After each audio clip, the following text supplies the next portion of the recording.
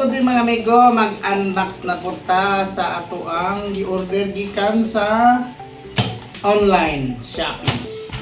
Sa mga amigo, kini migo order ni sa kuha.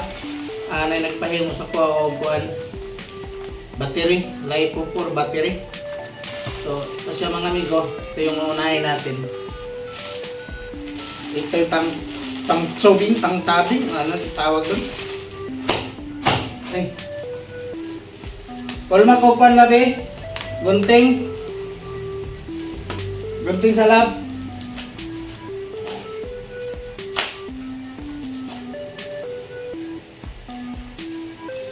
Ito yung panglugtong mga amigo. May single saka double. Single, double. Yan. Okay na. Yung isa lagyan natin dito kasi pakita pa natin itong resibo. Yung isa ay, akin to. Huwag mo na.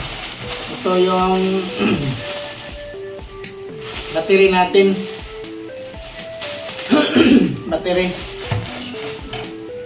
Yung ano ko, BMS hindi pa dumating, baka siguro bukas or sa susunod na araw. Bali, wala yung ano, in-order natin kasi 12 amperes lang ang ato himuon nga kuhan. 30 to 650 LiPo 4. Dagko man din siya. At saka holder. Mga amigo.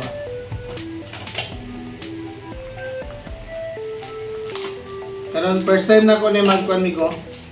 Maghimo og LiPo 4 battery para sa kuan para sa tuar nga motor. Pang kuan ni Jemel. Sama ni. Bolt, nut ni. Lagi do. Saka holder. Sampo to awalo. Ilan ba to yung holder ko? 8.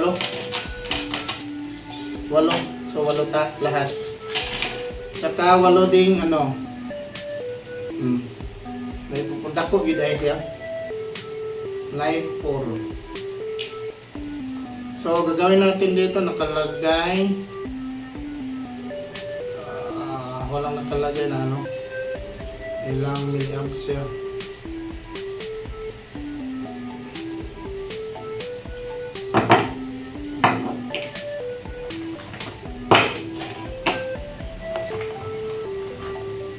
So 8 lahat, tama 8.